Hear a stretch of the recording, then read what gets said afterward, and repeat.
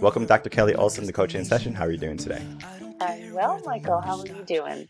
I'm doing well. Thank you so much for coming on, spending a little bit of time with me today. And today I have you on as an integrative life coach. And when we give that title of an integrative life coach, it could bring about so many different types of questions. I think many people, they misconstrue what a life coach is. And it's basically the blanket statement for what someone can really do. Because a lot of people know what a life coach is, but I know you do so much more. In your own words, can you tell the world what you do and how you help them? Yes, I love that. So it's not quite right. So I'll sort of fill in the spots or fill in the missing links here. So my background, I have a PhD in molecular neuropharmacology. And so what that means is I went to school for forever. But what it means is I look at health and disease states from a very, very small chemical level, mostly in the brain. Obviously, that's where the neuro piece comes from. But what I've learned over the years is that that's all well and good, sort of at a myopic level. But if I were to help people, I needed to take that molecular side of disease and turn it into what does that equate to behaviorally? How can I change my life to get healthier? So I started from that very myopic kind of molecular level, and I've now moved into more of an integrative approach. So I'm a doctor, but I do a lot of coaching. And what that means is I do a lot of, okay, let's look at your diet. Let's look at how active you are. If you've got some labs where you've had blood work, I want to see that too. I want to know what's going on with your body from a very rounded, holistic approach. Again, not discounting anything that's more traditional, pharmaceutical, etc.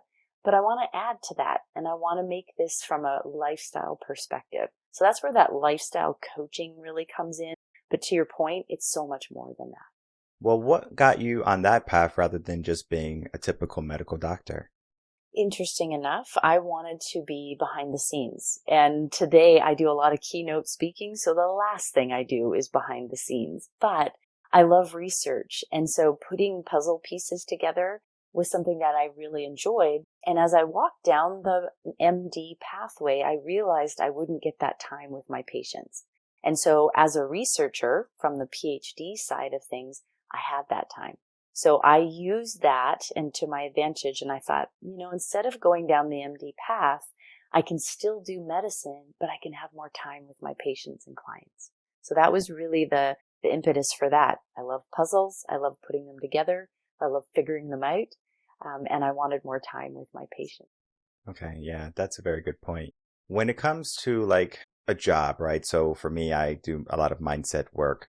There's always a story behind why we chose that profession. For me, I saw a lot of the limiting beliefs. I was a teacher before, taught music and special ed, and I love my job. I mean, to be honest, I could still be teaching today and I would still love every single moment. The issue was not that I wasn't doing something, but I could do so much more.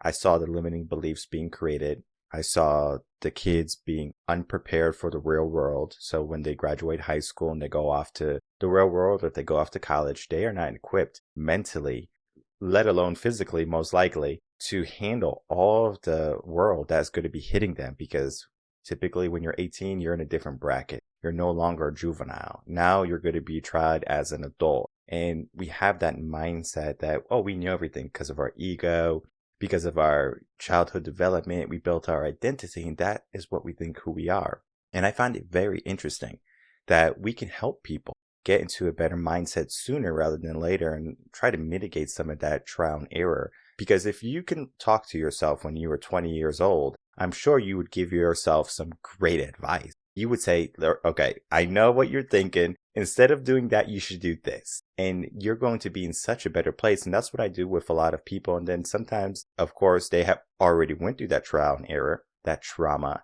and then it's that healing process. What was it like for you when you began your journey and choosing your field in your career? Good question. So I think for me, the start of it was my own issues, my own digestive issues that I didn't understand, always uncomfortable, always had issues with digesting food right from when I was little. I mean, I had colic as a baby, chronic ear infections. And at the time, the digestive system and those symptoms really didn't have a connection. And so nobody really knew what was happening, and they figured, well, you just grow out of it. And then in addition to that, as I got into my adulthood, I had a friend of mine, her husband was diagnosed with, I think it was 5 different mental illnesses, and was put on a whole host of medications, and basically was then put into a hospital. And the doctor said, well, you know what, just make sure you get your affairs in order, because this man isn't likely to leave the hospital. She's a nurse, and she said, you know what, I don't accept that. There's got to be something more. So she found a doctor who really looked at an integrative approach to medicine.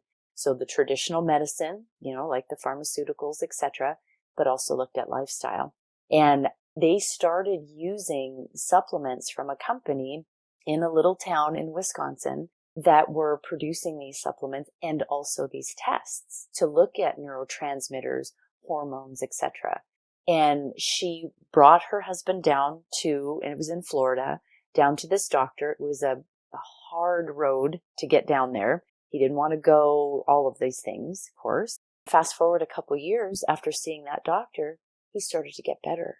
He started to decrease the amount of medications he was on. All of these positive things were happening. Now, I'm not saying this happens to everybody at all, but this is definitely the sort of the start of my journey. So she was telling me about this as he was healing. And I thought, I got to find that company in Wisconsin, and I want to work there. And I was just getting ready to graduate from my PhD. And I got in the car. I called down to the company. No jobs available. There's nothing. 2 weeks later, I called again. No jobs available. I thought, I'm getting in the car and I'm driving down to Wisconsin. 5.5-hour drive. I had no idea what I was going to say when I got there, but I saw the change in my friend's husband, and he was getting well. And I got in the car. I drove down to Wisconsin. I walked into the little company, and this wonderful lady greeted me at the door, and she said, can I help you? She turned out to be the administrative person. And I said, I hope so. I'm looking for a job. And she said, well, you're in luck. The owner's just walking down the hall. And I looked, and this stoic man walked over to me, and he said, what's your business? And I said, I'm looking for a job. And he said, what are your credentials? And so I told him, and he looked at me, and then he said, come on in. And you know what? A month later, I was the director of research and development for that company, and we helped so many people. So that was the start. I saw a change. I saw a change in myself. I wanted answers for my digestive issues, but I saw this massive change in my dear friend's husband. And I thought, that's what I want to do. I want to help people that way. And it turned out that was the integrative approach I was looking for. You said 2 wonderful things there. The first being that you were told no, but you didn't take that no and say, okay, well, this is my reality. You said, I'm going to choose my reality. Right. And you tried again, and you tried again, and you finally got through. And then the aspect of seeing that health can be more than just, well, one doctor says, okay, I'm doomed. Well, let me get a second opinion, right? And sometimes that's what we need. We need someone to believe in us, someone to really care. And it's sad, especially here in the West. Doctors are so quick to give a medicine, a prescription, say, okay, well, if you're feeling some pain, take this 2 times a day. And what that does is it numbs the pain, but it doesn't necessarily fix the pain. People are very quick to do surgeries rather than, okay, well, let's figure out what's really going on in your lifestyle and start to make some adjustments. We look at the surface level of things, and I can tell just from your drive and your determination to get that job in that company that you want it more than just a superficial level of something in life. Why do you think people, they would take the superficial more than if they would really dig down deep, find a true reason for life, for health, for going after more in their life, basically, is what I'm trying to say. Yeah. And I think it's at least twofold, maybe even more.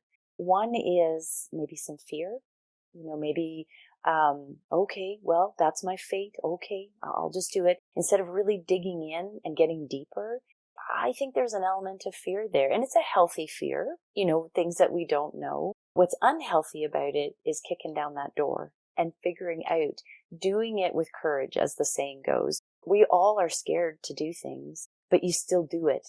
That's the definition of courage. It doesn't mean that you're never afraid of anything. It just means you do it even though you're afraid. So I think that's one thing. I think sometimes fear holds us back. But secondly, I think a lot of times we don't know we can question things, especially when it comes to medicine. Even our generation, we think that, we weren't necessarily told we can question things, that the medical authorities, and they are amazing. I am not saying that it isn't. And there are pharmaceuticals that have been lifesavers. There's no question. Just like you were saying, it doesn't help with everything, but it does help with a lot of things. And maybe short term, whatever that may be. But I think we have to have that healthy question, that healthy curiosity about taking control of our own health. Our doctors are there to stand beside us, to walk with us. They're not there to take us and lead us forward. We're there to ask the questions. If something doesn't sit right, it's okay to get a second or third opinion or go to a different kind of health care provider. Maybe you want to go to a DO or a naturopath and also have a traditional MD as part of your care team. It doesn't have to just be one person, one visit, and that's it. I mean, you dig in and you ask questions. Why do I still feel tired? I'm on this medication that I'm supposed to be feeling better. Why do I have this brain fog? Why can't I think straight anymore? All of these things, and you will get doors closed so often, just like life. It's how it goes. But you keep on knocking, you keep on opening windows, you open whatever you can to get a little more light shined in on what's going on. So I think we have to learn that question things, ask questions. And if there is a provider, a healthcare provider that doesn't have the answers, that's okay. But find somebody who does, because they're out there and they're ready to help. And you're right. We have to take action before we feel the courage, because courage comes after. You might think that, I have to be courageous before I take action, but it's actually reversed. We have to take the action so then we can feel courageous. Think about just going on stage, for example, if you have a fear of public speaking. The more you do it, the better you get at it. Before you know it, you're just going to do it like it's a walk in the park. I remember when I was starting my teaching career and I had to go in front of the class or in front of the whole school. It was a little bit nerve-wracking, but after a little while, it's just a regular day. And we have to make sure we don't just allow that regular day aspect to take over the most important parts of our life. For example, if you're raising kids, right? Don't just allow that to be another regular day. Spending time with your loved ones, family members. Don't allow that to be a regular day. But there's going to be certain things that we can be more courageous in, just like that public speaking, or asking the right questions, or finding the person that is going to be able to give us the answers that we're looking for. I encourage everyone, especially if they're given some advice or some medical treatment that they're not really fond of. I'm going to give you an example. There's a story of a guy, he had a great mindset. He was a speaker and he would talk about motivation all the time. And everyone loves him, right? He had a wonderful mindset. One day he gets into a car accident. He's paralyzed from the waist down. The doctor comes in and the doctor says that he will never be able to walk again. And this is a guy who has a great mindset, talks about motivation, helps people live a better life, reach a better life. But now he's in the hospital bed after this news from the doctor that he will never be able to walk again.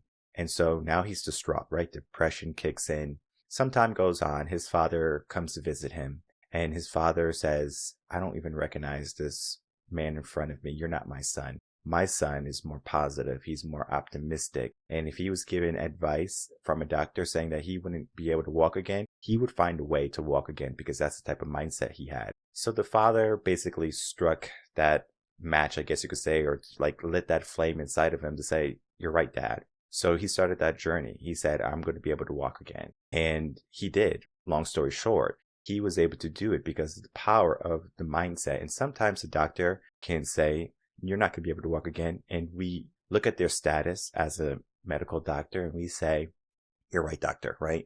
Because he's someone who is, well studied, maybe even renowned, but it doesn't mean that he's looking at your life, looking at what's possible. And I love the idea of finding the possibilities. And we all have a success story. I remember when I was a swim coach, I had two boys who were afraid of swimming. And the mom comes in and she says, Michael, I don't care what you do to these boys, but I want them to swim. And I said, I can do anything, Mom? She goes, I don't care what you do as long as these boys swim. And I said, I got you, Mom, don't worry.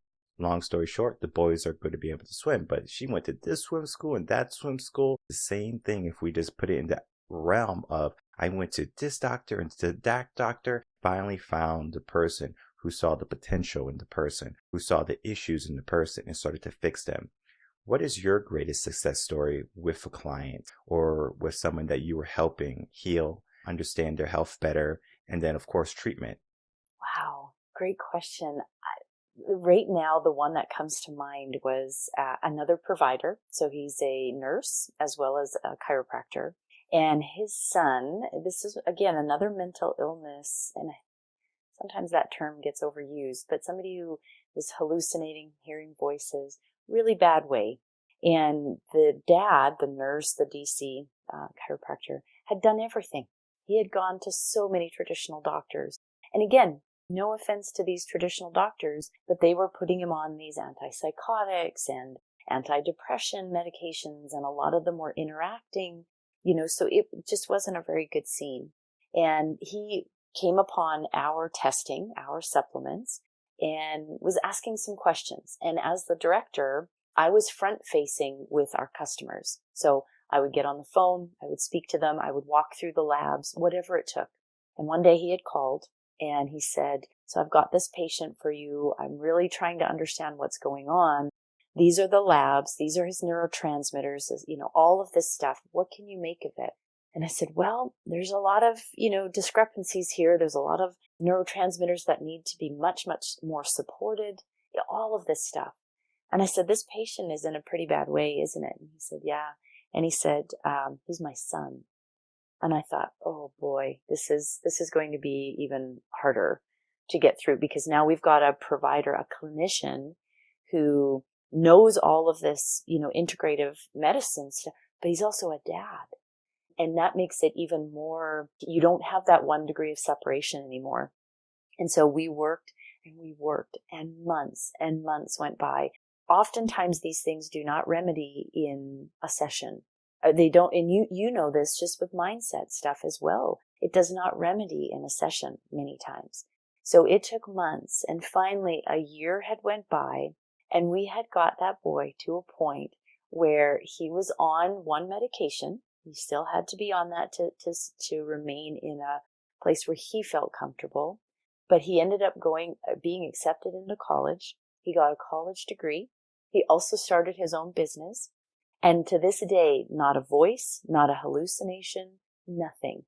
And so that's one of the greatest successes, I would say, because it was multi-layered, and it was a dad in the form of a clinician as well.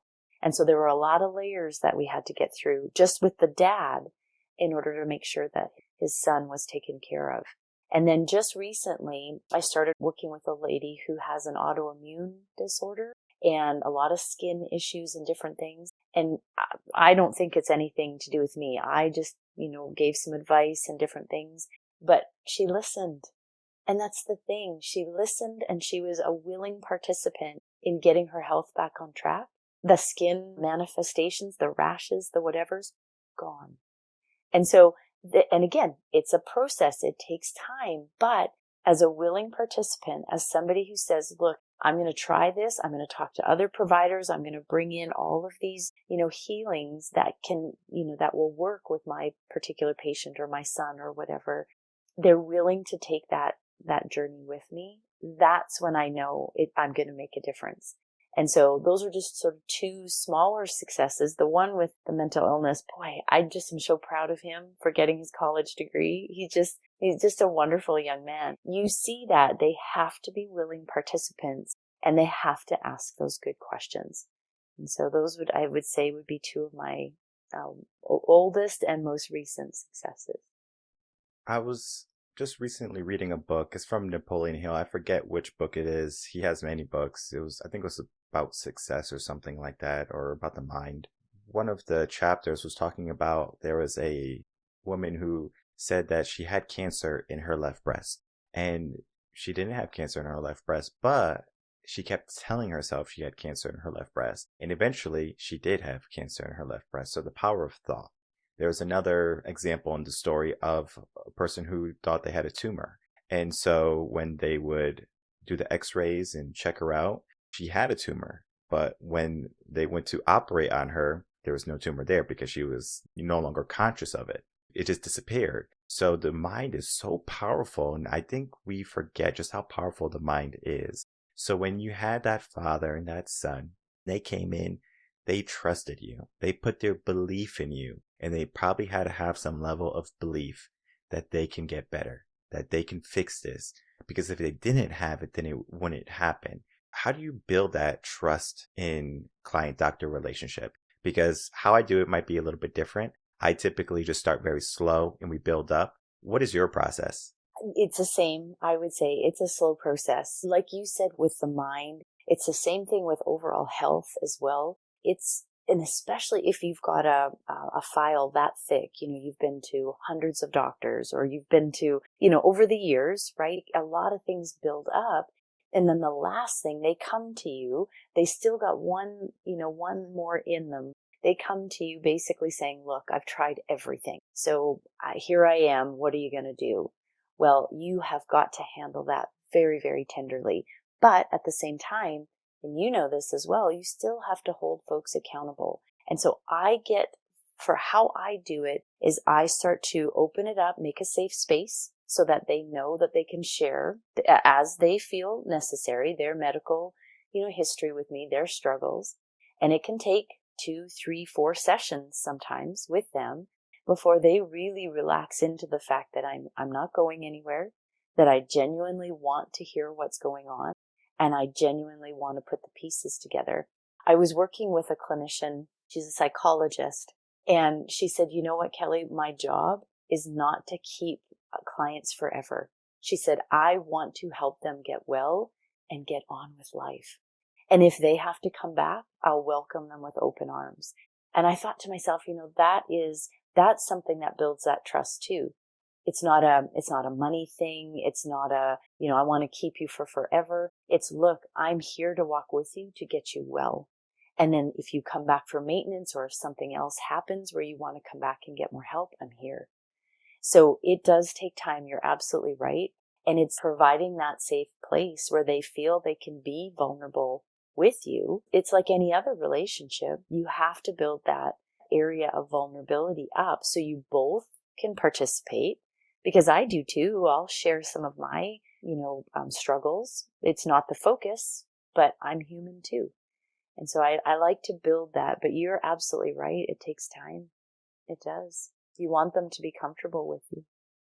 I typically keep clients for around 3 months, sometimes a little bit longer depending on their situation, but typically in 90 days is all I need in order to change your mindset. Because what I do in that 90 days is I plant the seeds. I plant a whole field.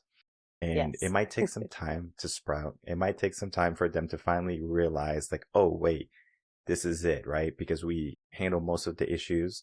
I make it very aware to them what their issues are. If they're having any self issues, for example, a lot of people have fear, as we talked about earlier. They might make excuses. That's one of my clients' favorites. They always will say, oh, I don't have time, right? That's an excuse. Oh, I wasn't able to do this because of a car accident or things like that. I was like, okay, well, things are going to happen in life, right? We have to deal with them, especially as adults. We have to make sure that just because something bad happens to us, we don't allow that circumstance to change and to control our whole life. We have to take back control. And one of the things you do is you help people take control of their health. And that is so important, especially in a world where everything is so fast.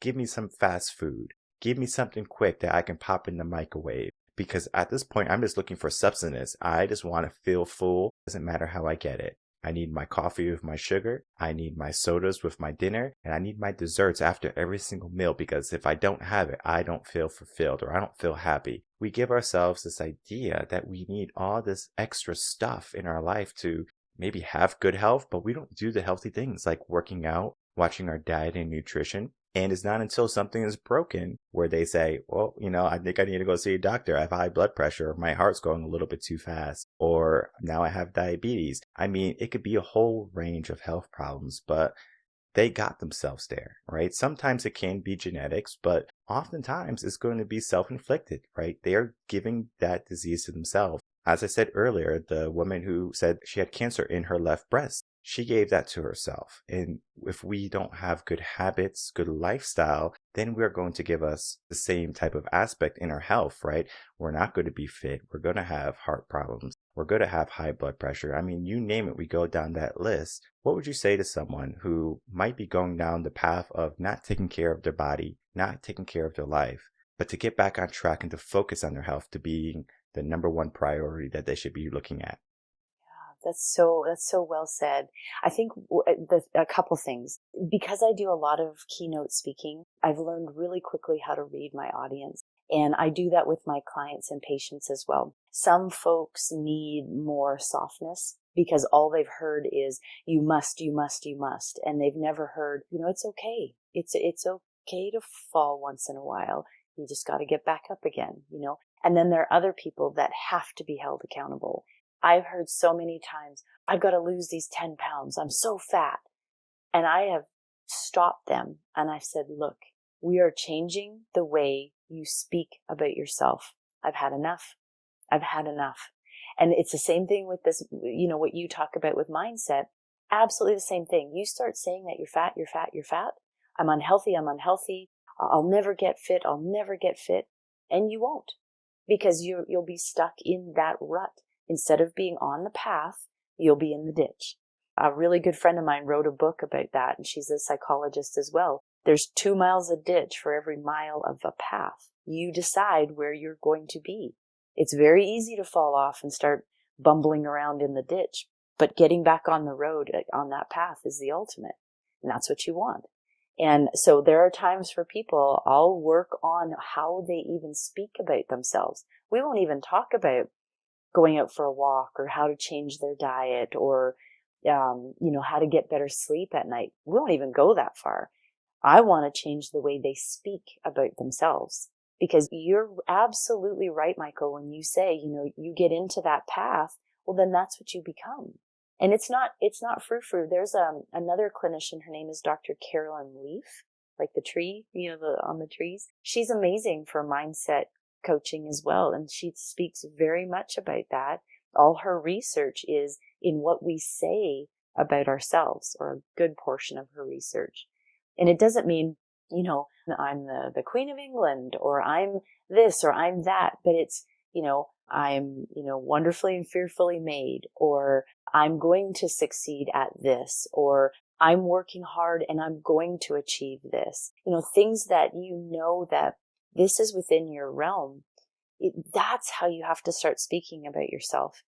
I will get fit. I'm walking toward the path of getting fit, whatever your mantra may be. But it certainly isn't what you are right now that you want to change. So I'm fat. I'm this. I'm that. And the reason that's coming to me is because I've recently been working with that, trying to, not myself, but working with partners in trying to get them to speak better to themselves. Get them walking in the path that they want to be down the road. And so definitely I've done it a couple ways. Like I said, I've read my audience. Sometimes I'm softer, sometimes I'm harder. And I keep people accountable no matter how I approach them to what they say they're going to do and who they are, who they're becoming, because I don't want them back in the ditch. I want them back on that path. So it can be tough sometimes, but you have to read your person. You have to make sure that you give them what it is, not that they necessarily want, but what they need. And that can be a very different thing. I don't want them, laying in the ditch where they've made it comfortable with a blanket. I want them back on that path, where they can be their best selves. And that's what I focus on. I typically have a more forward approach, but of course, there's going to be some people who need that softer approach. So you have to understand when you have to switch for that individual, because sometimes the person just needs needs to, let go of all that they're holding on to. And Right. you just have to be that space for them. But then there's some times where you have to hold that person accountable, because we are all capable of achieving great things in our life. It's just that we stop ourselves. One of the greatest quotes I ever heard was, all the obstacles that we give ourselves, we did it ourselves, and it's in our mind. So we have to make sure that we're not just giving ourselves obstacles, or we're not giving ourselves excuses. Well, I'm in the ditch. but I have a blanket, I got food, water, I have all my basic needs met. But are you happy? Are you fulfilled? Can you be better? The answer is always yes. You can always make some advancements, even if it's fractional, even if it's a small, tiny victory, a step in the right direction. And I think people right now, they look at themselves in the mirror and they see themselves as all the work they have to do, right? They don't look at how far they have come. They look at how far they have to go. So maybe there's someone who has to lose 10 pounds, but then there's someone who has to lose 50 pounds. And they're going to look at that person who has to lose 10 pounds and they're like, well, you don't know my hardship. I have to lose 50 pounds. You only have to lose 10. You're lucky. I can't lose 50 pounds. I think I can lose 10, but I can't lose 50. So we give ourselves different circumstances depending on how we perceive ourselves. And when I help people with weight loss and fitness and things like that, we don't look at it as, okay, we need to lose 75 pounds. We just say, well, let's see what we can lose this month, right? So we can probably lose safely 1 pound to 2 pounds a week.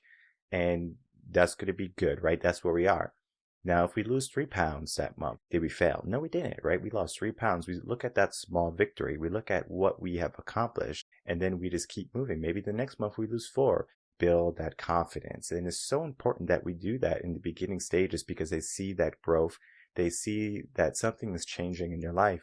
Maybe they feel a little bit more energetic. Maybe they feel a little bit more happy. Maybe they realize that their pants are now getting a little bit too big and they're like, I have to go buy a new wardrobe. And that is a good feeling. But that good feeling doesn't happen when we just look in the mirror and we just say, oh, I'm going to have a pity party today. I'm going to talk about myself and I'm going to say all the things that are wrong with me. Well, what's right with you? What can't be right with you? We look at that aspect too, because that can be a life changer. And many people, they just have to switch how they conversate with themselves. And it's very important. And as you were talking about, like with your partners or going along down that line a little bit, you're just allowing them to approach it in a different direction rather than just saying, you need to speak like this, okay? Because what you're doing is wrong. Where you're giving them the opportunity to be themselves and to learn about themselves. Again, you can bring a horse to water, but you can't make him drink. And it's the same idea when you're trying to change a person. A person is not going to change because all of a sudden someone told them to change. They're going to change when they're ready or when they see that it's possible. And I think what you said is spot on, right? You create that possibility for them. Mm-hmm. You are so right. Everything you just said, that is absolutely the case with everybody. The approaches are different. But you're absolutely right. Everyone is capable of those small victories. No question in my mind. And I remember doing my PhD and it's a 4-year program. And I remember being, I don't know, I'm going to say about 6 months into it. And it was overwhelming. You had all the classes, you had all of the experiments you had to do. Everything was coming at you. And finally I had to say to myself, all right, what can I do today? What can I do this week? What's due this month?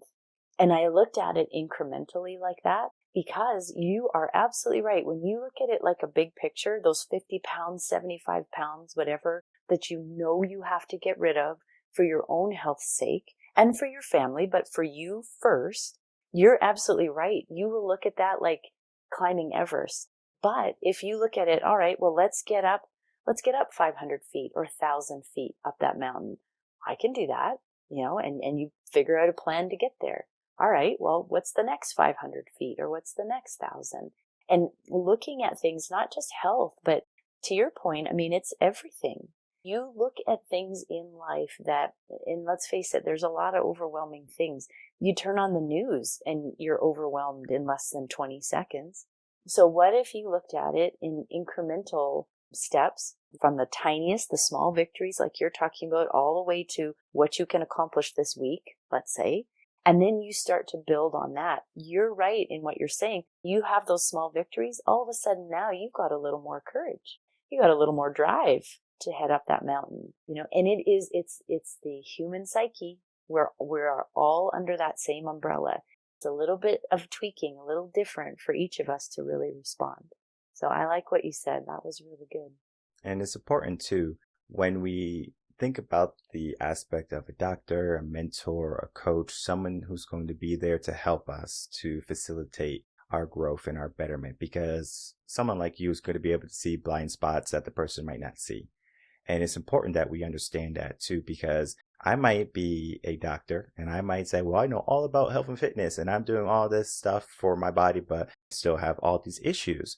But then if I go see you, then it's kind of like, oh, this is the issue. Oh, it's kind of like something that they didn't even realize or think of, right? Maybe it's because their wife's such a good cook and they're eating all this bad quality food, but it tastes very good. So they don't see it as bad. They see it as delicious. They're like, this is delicious. My wife's the best cook ever. But Yeah. at the same time, are you going to the gym? Are you exercising? Things like that. And especially for men, like our body changes very quickly. So we might have been eating a lot of carbs when we're younger, maybe even in our early 20s, but then all of a sudden when we're in our late 20s, early 30s, our body changes. So we need to understand that body, and if we don't make adjustments, keep doing the same thing, it's kind of like, well, I always did it this way. Why is it not working anymore? Our body changes. And I know that when you're working with different people, you not only see what's going on, but you also see where they are too. And I think that is so important too, right? Looking at an individual of where they are rather than, oh, okay, this is just a blanket fix, right? And the blanket fixes are going to be one of the most dangerous things that we can do. Oh, you have a problem just like everyone else. But the individual person, right? That is essential because if we just look at it as, oh, I have clients who had this issue and this is to fix. But instead of looking at the person, and you said something earlier on that I want to touch on, they would come in with a huge file of paperwork from all these doctors. You can read it, oh, they got all these problems, all these problems. You have two choices. You can understand what was in those files and just say, okay, well, I'm going to go after word. Or you can put the file to the side and then you can begin your own diagnosis. That is so important because if you just say, oh, well, going back to teaching because I was a teacher, oh, I got this IEP from this behavioral challenge kid. Thank you for that IEP. Let's figure out what's really going on. And I started working with the kid, and the kid is the sweetest kid in the world. And I'm thinking, well, whoever wrote that IEP either doesn't know how to manage people or they just are very upset as a person because they're not really looking at the individual, right? We have to look at the individual. And right now, I think a lot of people, they give themselves just an idea of a person. All right, you're a man, you need this. You're a woman, you need this. You're in your 40s, you need this. Versus, where are you today? Right? And then understanding that aspect and then helping them heal because of that aspect. You're absolutely right in what you just said. There's so many intricacies, so many differences between, let's say your practices, you really focus on women. Well, between 5 women, you're going to have so many different applications for the same symptom, what they're coming with you at with the same symptoms. You're potentially going to treat very differently or suggest, or the origins of why they're coming to you with those symptoms are going to potentially be very different. So I love what you said about when you mentioned about the file, when I was talking about that, and you have really a couple choices. You can read it, and I always do that. I'll read through, but I'm reading through exactly like what you said with a discerning eye in that I don't want what's said in those files to be that person. I want to know about that person myself. Very much precision medicine, very much individualized medicine, as they say. That file, thank you very much. It gives me a little bit of information to go on, some labs maybe that I can review with my client, but it's not going to direct me in any stretch of the imagination except to maybe ask questions. Maybe I hadn't thought about that. There's a lab for that. Okay, I'm going to ask about their allergy testing, or I'm going to ask about this, whereas I might not have gotten to that right away. So I use it as a guide. And the same thing with what you're saying. Those assessments of those kids, yeah, you can use it as a bit of a guide, maybe, but then at the same time, now it's your interaction with that particular little one. And what is your assessment?